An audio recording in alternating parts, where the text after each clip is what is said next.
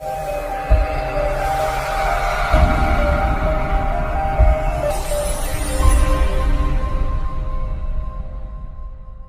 चलिए आज की वीडियो शुरू करते हैं। दोस्तों वीडियो शुरू करने से पहले मैं आपको एक बात बता दूं कि आपने अभी तक हमारे इस चैनल को सब्सक्राइब नहीं किया हो तो नीचे पर आपको ग्रीन बटन में सब्सक्राइब करके लिखा रहा होगा, इसके पर क्लिक कर लीजिए और साइड में नोटिफिकेशन बेल भी आएगा, उसको भी क्लिक कर लें ताकि आपको मिल सके हमारे अगले वीडियो की नोटिफिकेशन सबसे पहले और आप कुछ नया सीख सके। સૌરાષ્ટ્રની એકમાત્ર સ્કૂલ જ્યાં ટ્રસ્ટી તથા સંચાલકો ડોક્ટર, એન્જિનિયર તથા શિક્ષકો છે એવી Kanabar school of science and commerce. કાર્યક્ષેત્ર ધોરણ 5 થી 10, 11-12 સાયન્સ એન્ડ કોમર્સ। દીકરાઓ અને દીકરીઓ માટેના ઉજ્જવળ ભવિષ્ય માટે વાલીઓની પહેલી પસંદગી Kanabar school of science and commerce. અહીં છે શ્રેષ્ઠ શિક્ષકો દ્વારા મર્યાદિત સંખ્યામાં વિદ્યાર્થીઓ માટે ભણતર, અલગ અલગ સાયન્સ લેબ, કોમ્પ્યુટર લેબ, દીકરાઓ તથા દીકરીઓ માટે અલગ અલગ હોસ્ટેલ સાથે શુદ્ધ સાત્વિક ભોજનની વ્યવસ્થા, ટ્રાન્સપોર્ટેશનની સુવિધા। જી તેમજ નીટની તૈયારી સ્કૂલમાં જ। તો આથી વિશેષ આપ આપના બાળક માટે શું ઈચ્છો તો આજે જ એડમિશન માટે સંપર્ક કરો। Unit 1 Kanabar school of science and commerce, Khamrod ચોકડી, Junagadh bypass, Junagadh. Unit 2 main post ઓફિસની પાછળ શ્યામ વિદ્યાલય, સરકારી ગોડાઉન પાસે, ગાંધીગ્રામ, જુનાગઢ। નમસ્તે વિદ્યાર્થી મિત્રો, ગયા લેક્ચરમાં આપણે લોકોએ બંધ લંબાઈ વિશે અભ્યાસ કર્યો। હવે આજે આપણે બંધ એન્થાલ્પી વિશે અભ્યાસ કરશું। કોના વિશે? તો કે ભાઈ બંધ એન્થાલ્પી।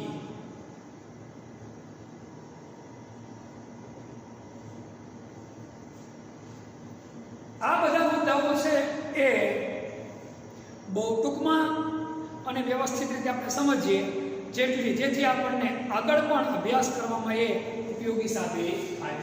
બંધ એન્થાલ્પી, બંધ એન્થાલ્પી એટલે શું? સાદી ભાષામાં વાત કરું તો કોઈ પણ સંયોજન હોય એમાં રહેલો બંધ તોડવા માટે આપવી પડતી ઉર્જા એને શું કહેવાય?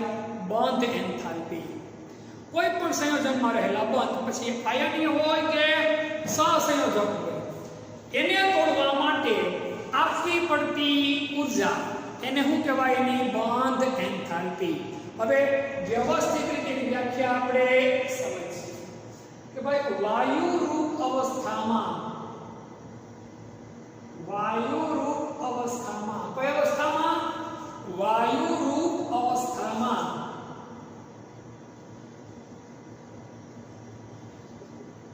વાયુરૂપ અવસ્થામાં બે પરમાણુઓ, વાયુરૂપ અવસ્થામાં બે પરમાણુઓ વચ્ચે, વાયુરૂપ અવસ્થામાં, કઈ અવસ્થામાં? વાયુરૂપ અવસ્થા। દાખલા તરીકે NaCl છે, H2 છે, O2 છે, પણ આને પહેલા કઈ અવસ્થામાં લેવાના આપણે? તો કે ભાઈ વાયુરૂપમાં લેવાના। આ NaCl ઘન હોય તો પહેલા એને ગરમ કરી પીગાળી પછી વાયુ ફોર્મેટમાં ફેરવો ત્યારે જે ઉર્જા આપવી પડે એ જ ઉર્જા આપણે ગણવાની થાય। એને જેની શું કહેવાય? બંધ એન્થાલ્પી। તો કે ભાઈ વાયુરૂપ અવસ્થામાં બે પરમાણુઓ વચ્ચેના ખાસ પ્રકારના, બે પરમાણુઓ વચ્ચેના ખાસ પ્રકારના બંધને, બંધ કરવામાં કેટલા મોલ બંધ? તો કે 1 મોલ બંધ। ખાસ પ્રકારના 1 મોલ બંધને તોડવા માટે, 1 મોલ બંધને તોડવા માટે આપવી પડતી અથવા તો જોઈતી ઉર્જાને શું કહેવાય? બંધ એન્થાલ્પી કહે છે। વાયુરૂપ અવસ્થામાં દાખલા તરીકે આપણે હાઇડ્રોજનની વાત કરીએ, H2 છે, વાયુ ફોર્મમાં લઈ લેવાનો, તેનો આ બંધ છે, આ બંને વચ્ચેનો ખાસ પ્રકારનો બંધ, એ તોડવા માટે તમારે ઉર્જાની જરૂર પડે। જેટલી ઉર્જાની જરૂર પડે એને શું કહેવાય? બંધ એન્થાલ્પી। પણ હંમેશા આપણે કેના સંદર્ભમાં પરમાણુની વાત કરીએ? મોલના સંદર્ભમાં। એટલે 1 મોલ, કેટલા મોલ? તો કે ભાઈ 1 મોલ બંધને તોડવા માટે આપવી પડતી ઉર્જા એને શું કહેવાય? તો કે ભાઈ એની બંધ એન્થાલ્પી। એનો એકમ ઉર્જા છે એટલે કુલ થશે કિલો જૂલ પ્રતિ। આનું શું છે? તો કે ભાઈ એકમ, કયો એકમ છે? તો કિલોજૂલ પ્રતિ મોલ. હવે હાઇડ્રોજનની બોન્ડ એન્થાલ્પી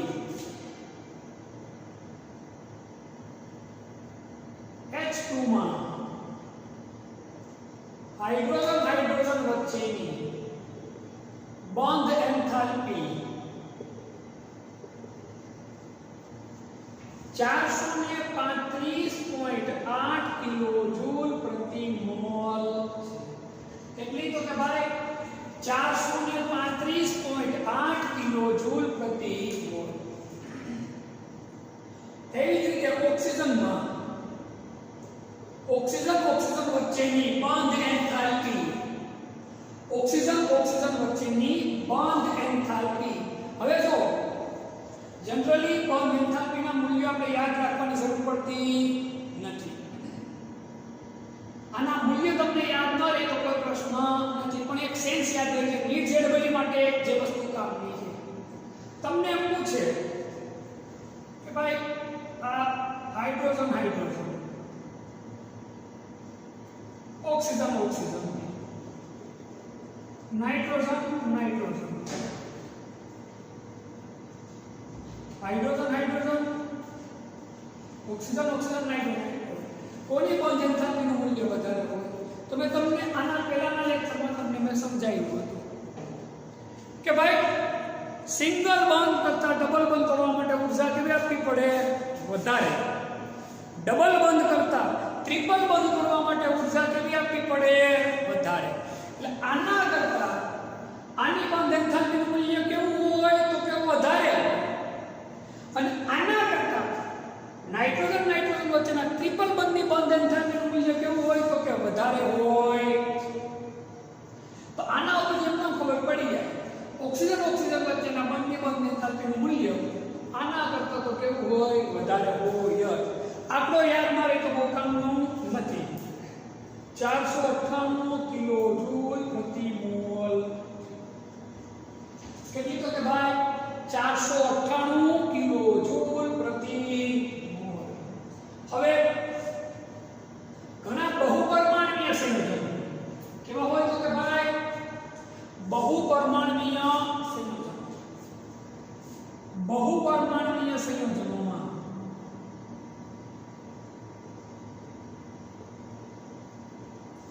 બોન્ડ એન્થાલ્પીનું સરેરાશ મૂલ્ય લેવામાં આવે. કોનું લેવામાં આવે મૂલ્ય? તો કે બોન્ડ એન્થાલ્પીનું સરેરાશ મૂલ્ય લેવામાં આવે.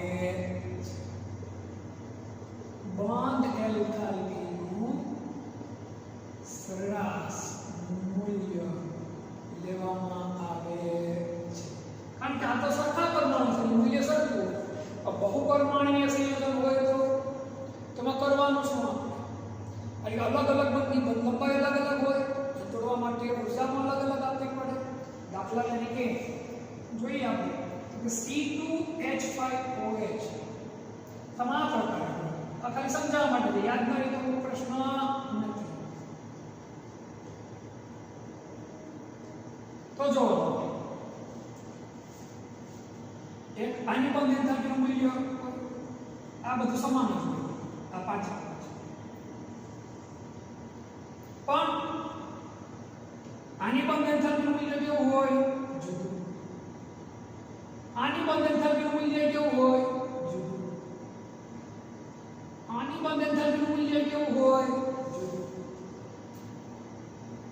બધાની બોન્ડ એન્થાલ્પીના મૂલ્ય લખીએ અને પછી સરાસરી કાઢીએ. એટલે કેવું મૂલ્ય લેવામાં આવે? તો કે ભાઈ સરેરાશ મૂલ્ય લેવામાં આવે. કેવું મૂલ્ય લેવામાં આવે? સરેરાશ મૂલ્ય લેવામાં આવે છે. જેમ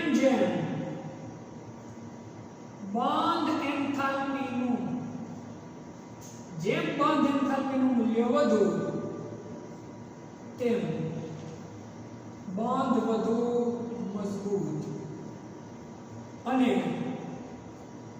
સંયોજન વધુ સ્થાયી હોય છે. આ ખાસ યાદ રાખજો. સંયોજન વધુ કેવું હોય? સ્થાયી હોય.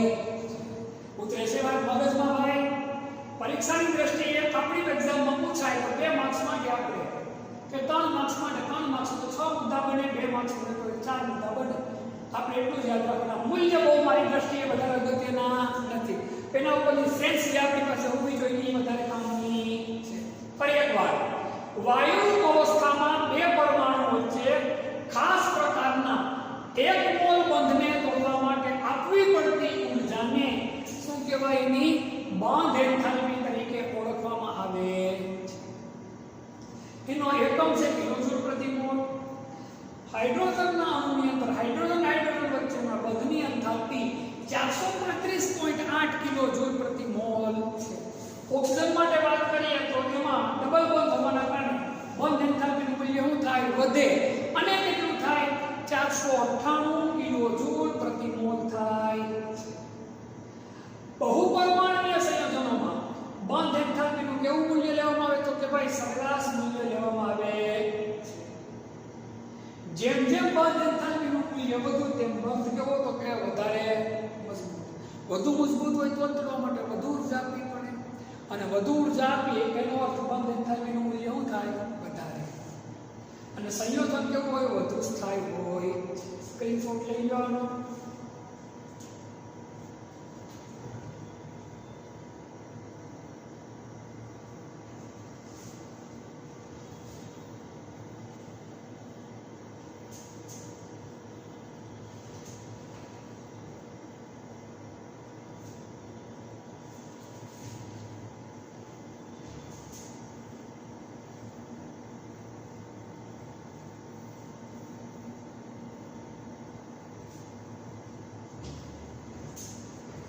પછી આગળ જવાનો આપણો પોઈન્ટ છે બંધ ક્રમાંક.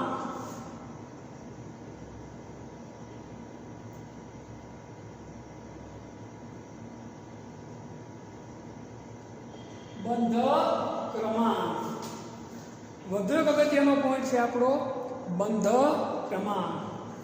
તો આના વિશે પણ થોડું ઘણું આપણે અગાઉ ભણેલા છે. એ જ પોઈન્ટ છે, એકદમ સહેલો પોઈન્ટ છે, આપણે જોઈ લઈએ કે ભાઈ અણુના 2 પરમાણુ વચ્ચેના બંધની સંખ્યાને શું કહેવાય? બંધ ક્રમાંક તરીકે ઓળખવામાં આવે છે. અણુના 2 પરમાણુઓ વચ્ચેના બંધની સંખ્યાને શું કહેવાય? તો કે ભાઈ બંધ ક્રમાંક તરીકે ઓળખવામાં આવે છે. દાખલા તરીકે H2 માં હાઇડ્રોજન વચ્ચે કયો બંધ બને? તો કે સિંગલ બંધ બને છે.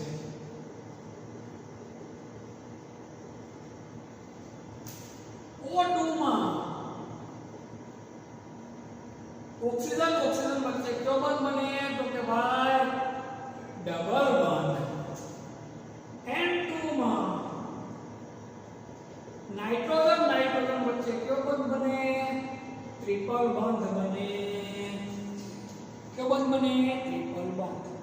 હવે મેં તમને આ થોડી વાર પહેલા આપણે જે પોઈન્ટ ભણ્યા બંધ એન્થાલ્પીમાં કીધું એ મુજબ સિંગલ બંધ કરતા કોની મજબૂતાઈ વધારે હોય? ડબલની. ડબલ કરતા કોની મજબૂતાઈ વધારે હોય? તો કે ટ્રિપલ બંધની. એક મેજરમાં એટલે આની લંબાઈ કરતા લંબાઈ કેટલી લખી મેં? ઓછી. એથી ઓછી લંબાઈ કોઈ લખી મેં? ટ્રિપલ બંધની. એના ઉપરથી ખાસ લખવાનું સિંગલ બંધ કરતા ડબલ બંધની બંધ લંબાઈ કેવી હોય? ઓછી. અને ડબલ કરતા ટ્રિપલ બંધની બંધ લંબાઈ કેવી હોય? એથી પણ ઓછી હોય છે. સિંગલ બંધ કરતા ડબલ બંધની બંધ લંબાઈ ઓછી હોય. ડબલ બંધ કરતા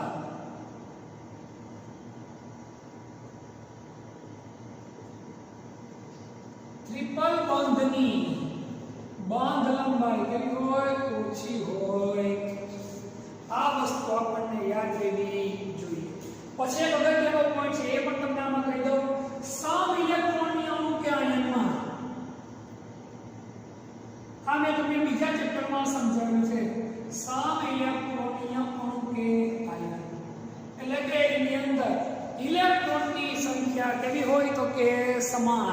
આ વસ્તુ આપણે અગાઉ ભણી ગયા. સમ ઇલેક્ટ્રોનીય અણુ કે આયનમાં બંધ ક્રમાંક કેવો હોય? સમાન હોય. આ ખાસ યાદ રાખો, નીટ માટે કામનો છે. સમ ઇલેક્ટ્રોનીય આયનમાં કે અણુમાં બંધ ક્રમાંક કેવો હોય? સમાન હોય. બંધ ક્રમાંક છે અણુની સ્થાયિત્વતા સમજાવવા માટે ઉપયોગી છે. અણુની સ્થાયિત્વતા સમજાવવા ઉપયોગી છે. અણુની શું સમજાવવા માટે? તો કે ભાઈ સ્થાયિત્વતા સમજાવવા માટે ઉપયોગી છે. ફરી એકવાર બંધ ક્રમાંક જોઈએ. અણુના બે પરમાણુ વચ્ચેના બંધની સંખ્યાને શું કહેવાય? બંધ ક્રમાંક. H2 માં હાઇડ્રોજન વચ્ચે કયો બંધ બને? Single bond. O2 માં ઓક્સિજન વચ્ચે કયો બંધ બને? Double bond. N2 માં નાઇટ્રોજન વચ્ચે કયો બંધ બને? Triple bond. સિંગલ બંધ કરતા ડબલ બંધની બંધ લંબાઈ કેવી હોય? તો કે ભાઈ ઓછી હોય. ડબલ કરતા ટ્રિપલ બંધની બંધ લંબાઈ કેવી હોય? ઓછી. જો મેં આયા એક પ્રમાણે આકૃતિની બનાવી. અને આ એક બધું કામનો પણ સમ ઇલેક્ટ્રોનીય અણુ કહેવાય. ઘણા સંયોજનો કે આયનો એવા હોય કે જેમાં ઇલેક્ટ્રોનની સંખ્યા કેવી હોય? તો કે ભાઈ સમાન. કેવી હોય? સમાન હોય. તેમાં બંધ ક્રમાંક પણ સમાન હોય. આની ખાસ અગત્યની ઉપયોગિતા અણુની સ્થાયિત્વતા સમજાવવા માટે ઉપયોગી છે. સ્ક્રીનશોટ લઈ લો. પછી વધુ એક અગત્યનો પોઈન્ટ સંસ્પંદન બંધારણ અથવા તો સંસ્પંદન રચનાઓ સમજીએ, જેના વિશે આપણે થોડીક માહિતી ઓઝોન વખતે ભણ્યા હતા. એ જ ફરી પછી રિપીટ આપણે કરી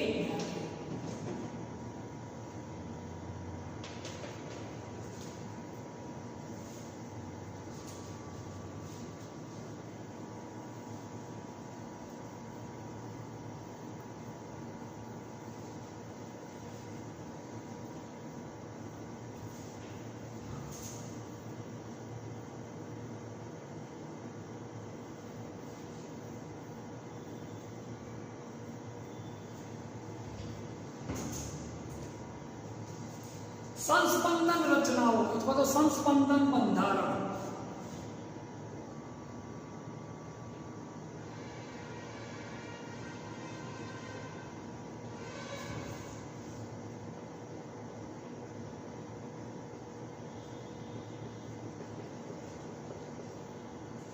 સંસ્પંદન રચનાઓ અથવા તો સંસ્પંદન બંધારણ, આના વિશે આપણે અભ્યાસ હવે કરવાનો થાય.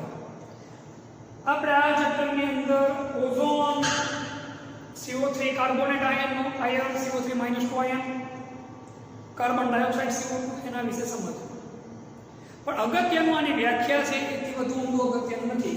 12મા ધોરણમાં તમારે બેન્ઝીનના સંસ્પંદન બંધારણ ભણવાના થશે. કોના સંસ્પંદન બંધારણ ભણવાના થશે? બેન્ઝીનના. ત્યારે ફરી પાછો આ મુદ્દો આવશે. એટલે અત્યારે જે સમજાવું એ વસ્તુ આપણને આવડવી જોઈએ. એટલે ત્યારે તમને પ્રશ્નો કેવા ઊભા થાય? તો કે ઓછા ઊભા થાય.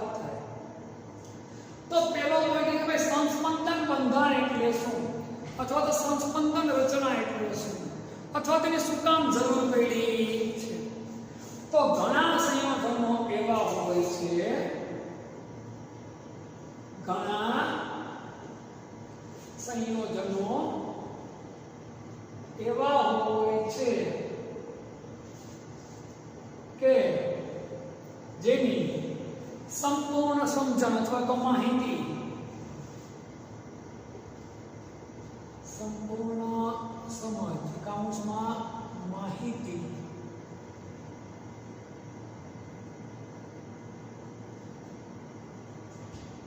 તેનું એક જ બંધારણ, તેના એક જ બંધારણ દ્વારા મળતી નથી. ઘણા સંયોજનો એવા હોય કે જેની સંપૂર્ણ સમજ એટલે કે એની પૂરી માહિતી એના એક જ બંધારણ દ્વારા મળતી નથી. તેની સંપૂર્ણ સમજ મેળવવા માટે તેની સંપૂર્ણ સમજ અથવા તો માહિતી મેળવવા માટે એક કરતા વધુ બંધારણની જરૂર પડે છે. કેવા બંધારણની જરૂર પડે? એક કરતા વધારે બંધારણની જરૂર પડે છે. તો આવા બંધારણને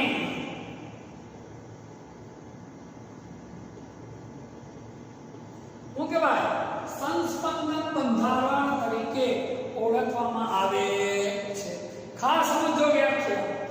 ઘણા સંયોજનો એવા હોય કે એની સંપૂર્ણ સમજ તેના એક જ બંધારણ દ્વારા મળતી નથી. એટલે કે તેનું કોઈ એક બંધારણ તમે જો તેના ઉપર તમે એનો પૂરેપૂરો અભ્યાસ કરી શકો નહીં.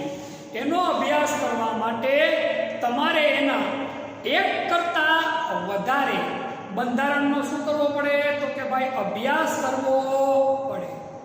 તો આવા બંધારણને કયા બંધારણ તરીકે ઓળખવામાં આવે? સંસ્પંદન બંધારણ તરીકે ઓળખવામાં આવે છે. દાખલા તરીકે આપણે ઓઝોનની વાત કરીએ. દાખલા તરીકે O3 એટલે કોણ? તો કે ભાઈ ઓઝોન. ઓઝોનના સંસ્પંદન બંધારણની આપણે લોકો વાત કરીએ તો આ છે ઓઝોન. એક જગ્યા પર ડબલ બંધ બનશે, એક જગ્યા પર સિંગલ બંધ. ડબલ બંધ બને ત્યાંની બંધ લંબાઈ કેટલી થાય? તો કે ભાઈ 121 pm. અને સિંગલ બંધ બને ત્યાંની બંધ લંબાઈ કેટલી થાય? તો કે ભાઈ 148 pm. આ ઓઝોન એક બંધારણ છે. તો આ ઓક્સિજન એમ કે ભાઈ મને ડબલ બંધ છે, મને સિંગલ આપો. આ ઓક્સિજન એમ કે મને સિંગલ બંધ ઉતાર દીધો, મને કેવો બંધ આપો? ડબલ બંધ. તો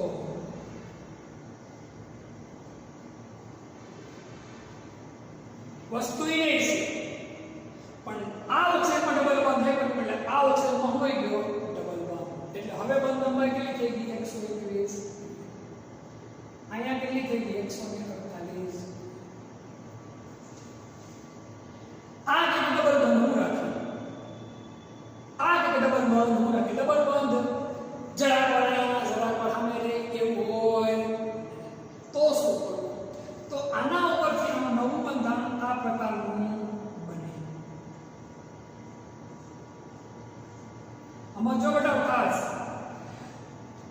બેમાં ડબલ બંધ બનતો નથી પણ અર્ધપૂર્ણ ડબલ બંધ બને. કેવો બંધ બને? અર્ધપૂર્ણ ડબલ બંધ બને.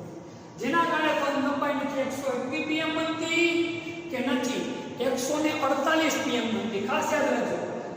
ડબલ બંધ લંબાઈ કેટલી થવી જોઈએ? 121 pm. સિંગલ બંધ ડબલ લંબાઈ કેટલી થવી જોઈએ? 148 pm. પણ બેમાંથી એકેય થતું નથી. અને વચગાળાની એક બંધ લંબાઈ આવે કેટલી? 128 pm. કેટલી? 128 pm આવે.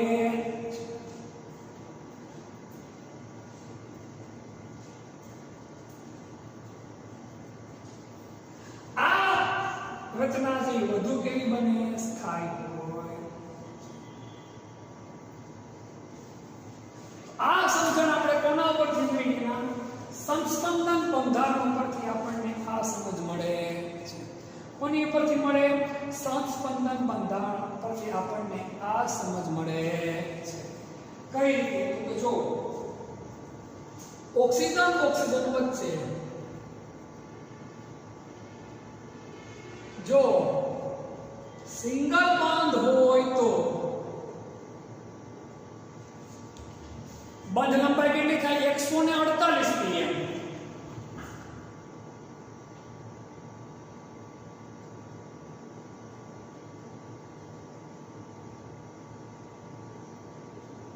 ઓક્સિજન વચ્ચે ડબલ બંધ હોય તો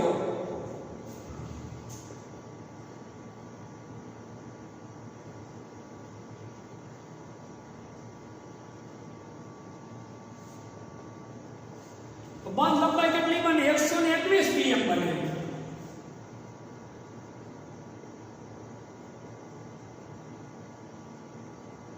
અહીંયા નથી 121 pm બનતી, એનાથી 148 pm બનતી. ઓઝોનમાં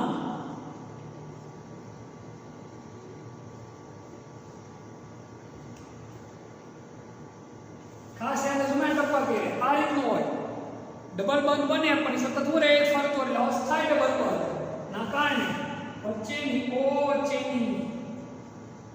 બંધ લંબાઈ 128 pm હોય. કેટલી હોય? 128 pm હોય. સંસ્પંદન બંધારણમાં આપણે આટલું લખો એટલે એને થઈ ગયું. ખરેખર તેની વ્યાખ્યા જ યાદ રહે એટલે આપણા માટે ઘણું બધું છે. વધુ આમાં ડિટેલમાં કે ડીપમાં ઉતરવાની મારી દૃષ્ટિએ આપણે વધારે જરૂરિયાત નથી. ફરી વાર જોઈએ. ઘણા સંયોજનો એવા હોય છે કે જેની સંપૂર્ણ સમજ અથવા તેની સંપૂર્ણ માહિતી એના એક જ બંધારણ દ્વારા મળતી નથી. ઘણા સંયોજનો એવા હોય છે કે જેની સંપૂર્ણ સમજ કે માહિતી એના એક જ બંધારણ દ્વારા મળતી નથી. તેની સંપૂર્ણ સમજ મેળવવા માટેના એક કરતાં વધુ બંધારણની જરૂર પડે. તો આવા બંધારણને કયા બંધારણ કહેવાય? સંસ્પંદન બંધારણ તરીકે ઓળખવામાં આવે છે. દાખલા તરીકે O3 એટલે કે ઓઝોન. એમાં ઓક્સિજન વચ્ચેની બંધ લંબાઈ જોઈએ સિંગલ બોન્ડ હોય 148 pm અને ડબલ હોય તો કેટલા થાય 121 pm. અહીંયા ડબલ બોન્ડ રહે તમે સિંગલ રાખ્યો તો આ કઈ કે મારે ડબલ થવું ને આ કે મારે સિંગલ થવું. તો અહીંયા 121 થઈ જાય, અહીંયા 148 થઈ જાય. એવું ચાલે? ખરેખર એની બંધ લંબાઈ કેટલી બને છે? ઓક્સિજન વચ્ચે 128 નથી સિંગલ બોન્ડ કે નથી ડબલ બોન્ડ. આવું શું કામ બને? કારણ કે આ રચના કેવી બને? વધુ સ્થાયી બને છે. સ્ક્રીનશોટ લઈ લો, પછી હું બીજા બંને સંસ્પંદન બંધારણ તમને કહી દઉં. કોના બંનેના? તો કે કાર્બોનેટ આયન અને કાર્બન ડાયોક્સાઇડના. ખાલી એના સંસ્પંદન બંધારણ લખવા છે, એમાં વધુ કોઈ ડિટેલમાં કે ડીપમાં ઉતરવાની આપણે જરૂર રહેતી નથી. જોઈ લો આ સ્ક્રીનશોટ તમે લોકો લઈ લો.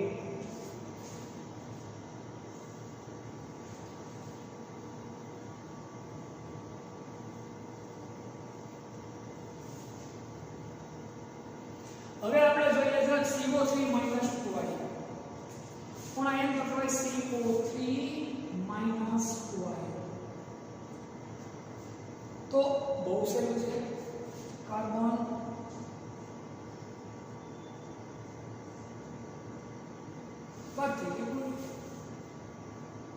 બીજે વખતે આ ઓક્સિજન કે તમારે ડબલ બોન્ડ રાખો. ઓકે,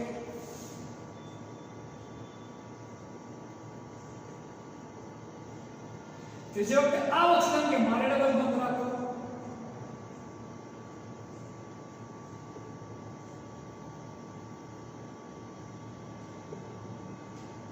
વાત થઈ જાય. આ શું થઈ ગયા? સંસ્પંદન બંધારણ. શું થઈ ગયા? સંસ્પંદન બંધારણ થઈ ગયા. કોના? તો કે ભાઈ CO3 - 2i. હવે વધુ એકના સંસ્પંદન બંધારણ જોઈએ. કોના? તો કે ભાઈ કાર્બન ડાયોક્સાઇડના. કોના? કાર્બન ડાયોક્સાઇડના. લીગલી એ બંધારણ આવું બને. કાર્બન ટ્રિપલ બોન્ડ પણ ધરાવી શકે. એક આવું સંસ્પંદન બંધારણ બને અને એક આવું પણ બને. આ બાજુનો ઓક્સિજન કે મારે ટ્રિપલ બોન્ડ બનાવવો. આ ત્રણ સંસ્પંદન બંધારણ કોના છે?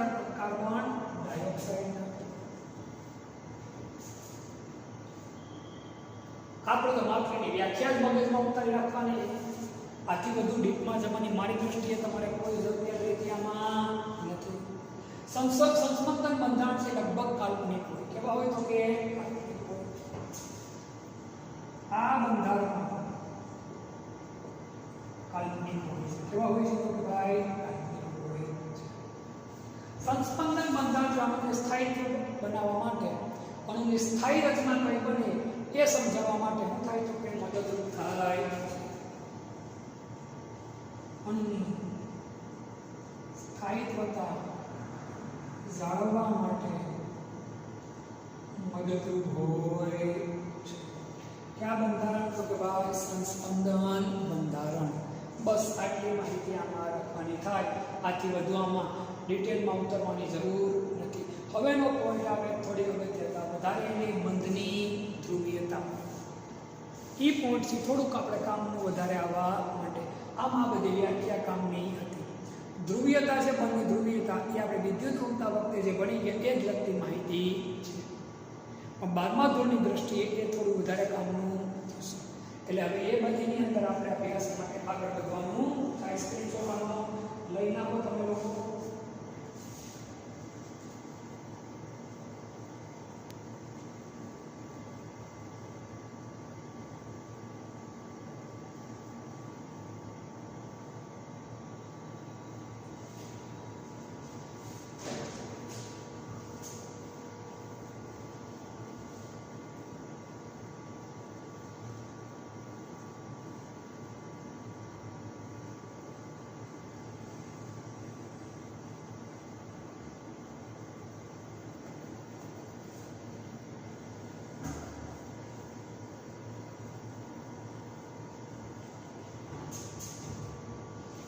હવે પછીનો આપણો પોઈન્ટ છે બંધની ધ્રુવીયતા.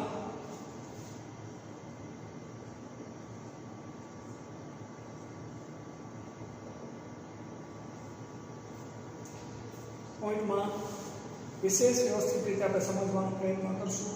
શક્ય એટલું વ્યવસ્થિત રીતે સમજીએ જેથી આગળના અભ્યાસમાં પણ આપણને ઉપયોગી સાબિત થાય. કોઈ પણ સંયોજન હોય XYZ એ કોઈ દિવસ સંપૂર્ણ આયનીય ન હોય કે સંપૂર્ણ સહસંયોજક ન હોય. NaCl ને આપણે આયનીય ગણીએ પણ કોઈ દિવસ સંપૂર્ણ આયનીય હોય નહીં. HCl ને સહસંયોજક ગણીએ પણ સંપૂર્ણ સહસંયોજક કોઈ દિવસ હોય નહીં. ખાસ યાદ રાખજો, કોઈ પણ સંયોજન ક્યારે સંપૂર્ણ આયનીય કે સંપૂર્ણ સહસંયોજક હોઈ શકે.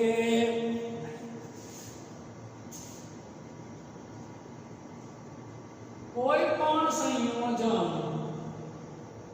સંપૂર્ણ આયનીય કે સંપૂર્ણ સહસંયોજક હોઈ શકે નહીં.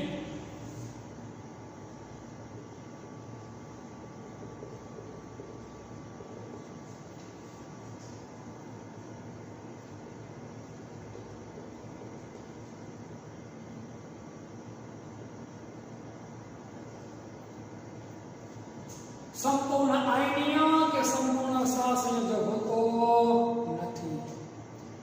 જ્યારે બે સમાન પરમાણુ એકબીજા સાથે બંધ બનાવીને જોડાય તો બંધને કયો બંધ કહીએ આપણે? સહસંયોજક બંધ. ઇલેક્ટ્રોનની શું થાય? ભાગીદારી. શું થાય? ભાગીદારી. યાદ રાખજો, જ્યારે બે સમાન પરમાણુઓ વચ્ચે ઇલેક્ટ્રોનની ભાગીદારી થઈ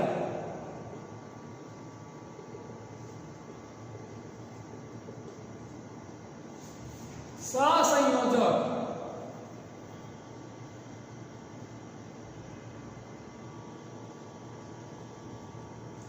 ઇલેક્ટ્રોનની ભાગીદારી થઈ સહસંયોજક બંધ બને ત્યારે યાદ રાખજો, આ ઓક્સિજન છે સમાન પરમાણુ બે ઓક્સિજન એની વચ્ચે બંને વચ્ચે કેટલી ભાગીદારી થાય તો ભાઈ બે ઇલેક્ટ્રોન ની શું થાય તો કે ભાગીદારી. ત્યારે આ જે ઇલેક્ટ્રોન યુગ્મ છે એ સમાન રીતે એકબીજાથી શું થયેલું હોય? આકર્ષિત હોય. કારણ કે બંનેની વિદ્યુત ઊર્જા કેવી છે? સમાન. પરમાણુ સમાન છે એટલા માટે સંયોજક બંધ બને ત્યારે ઇલેક્ટ્રોન યુગ્મ છે ત્યારે ભાગીદારીના ઇલેક્ટ્રોન યુગ્મ. કોના ઇલેક્ટ્રોન યુગ્મ તો કે ભાઈ ભાગીદારીના ઇલેક્ટ્રોન યુગ્મ સમાન રીતે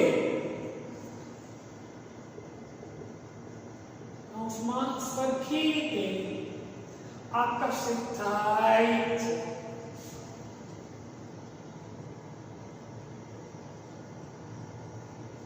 દાખલા તરીકે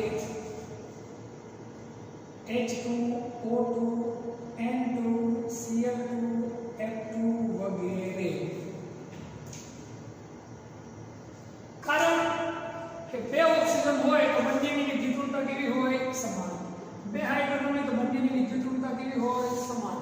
એટલે વધુ આકર્ષણ ઓછા આકર્ષણનો કઈ પ્રશ્ન જ ઉભો થતો નથી. પણ જો વિદ્યુતતામાં તફાવત હોય તો, પરંતુ જો વિદ્યુતતામાં તફાવત હોય તો, પરંતુ જો વિદ્યુત ઋણતાની અંદર શું હોય? તફાવત હોય. તેવા બે પરમાણુ વચ્ચે સમજો ખાસ, વિદ્યુત ઋણતામાં શું હોય? તફાવત હોય. તેવા બે પરમાણુ વચ્ચે ઇલેક્ટ્રોનની ભાગીદારી થાય.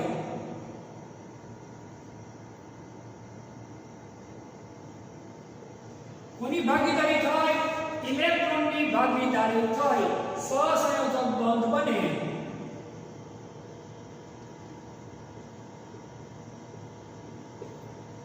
ત્યારે ભાગીદારીના ઇલેક્ટ્રોન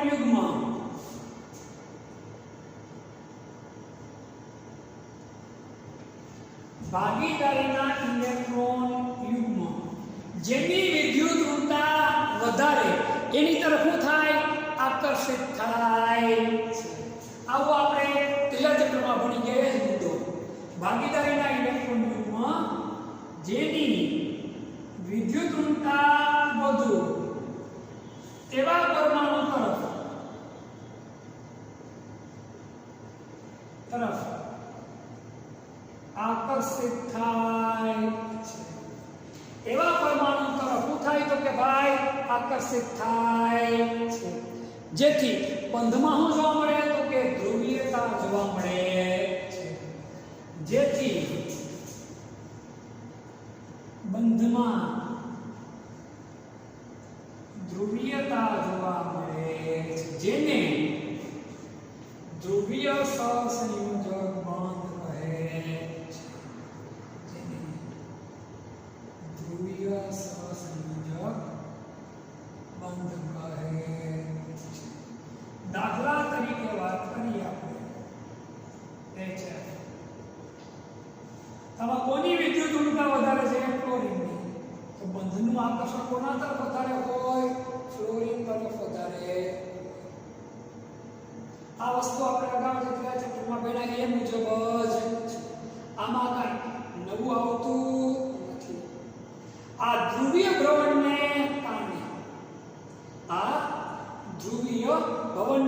કારણે ઉત્પન્ન થાય તો કે ભાઈ દ્વિધ્રુવીય ચાર્જ માત્રા ઉત્પન્ન થાય. એક નવો પોઈન્ટ છે. આ ધ્રુવીભવનના કારણે ઉત્પન્ન થાય તો કે દ્વિધ્રુવીય ચાર્જ માત્રા ઉત્પન્ન થાય. આનું ઉદાહરણ આપણે જોઈએ કોનું જોયું? તો કે HF નું જોયું. બીજું આપણે જોઈએ આના સિવાય આપણે જોઈએ તો કે ભાઈ H2O જોઈએ આપણે, NH3 વગેરે. આના શું થાય તો કે ઉદાહરણ આ ધ્રુવીભવનના કારણે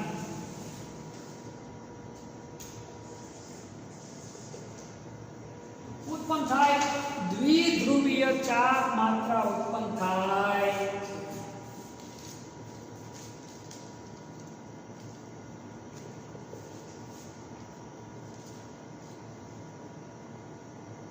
આ ધ્રુવીભવનના કારણે ઉત્પન્ન થાય તો કે ભાઈ દ્વિધ્રુવીય ચાર્જ માત્રા ઉત્પન્ન થાય છે. હવે પછીનો આપણો અગત્યનો પોઈન્ટ છે દ્વિધ્રુવીય ચાર્જ માત્રા.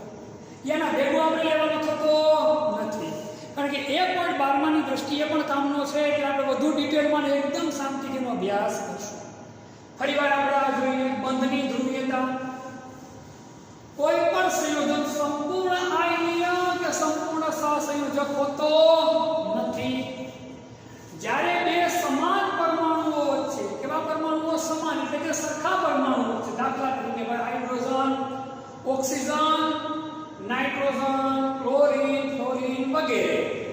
સરખા પરમાણુ વચ્ચે ઇલેક્ટ્રોનની ભાગીદારી થાય, સહસંયોજક બંધ બને, ત્યારે ભાગીદારીના ઇલેક્ટ્રોન યુગ્મ સમાન રીતે શું થાય? આકર્ષિત થાય છે. પણ જો વિદ્યુત ઋણતામાં શું હોય? તફાવત, તો ભાગીદારીના ઇલેક્ટ્રોન સમાન રીતે આકર્ષિત થતા નથી, પરંતુ જેની વિદ્યુત ઋણતા વધુ એના તરફ ઇલેક્ટ્રોન શું થાય? આકર્ષિત થાય છે. જેના કારણે બંધમાં શું જોવા મળે? તો કે ધ્રુવીયતા. એવા બંધને કયો બંધ કહેવાય? ધ્રુવીય સહસંયોજક બંધ તરીકે ઓળખે. આ ધ્રુવીભવનના કારણે શું ઉત્પન્ન થાય? દ્વિધ્રુવીય ચાક માત્રા. આના એક્ઝામ્પલ જોઈએ: હાઇડ્રોજન ફ્લોરાઇડ H2O NH3 વગેરે. વિશેષ એક્ઝામ્પલ અને વધુ સમજ હું તમને લોકોને નેક્સ્ટ લેક્ચરમાં આપીશ. ત્યારે દ્વિધ્રુવીય ચાક માત્રા સીધી આપણે ભણશું ત્યારે. સ્ક્રીનશોટ લઈ લો, અગત્યનો પોઈન્ટ છે.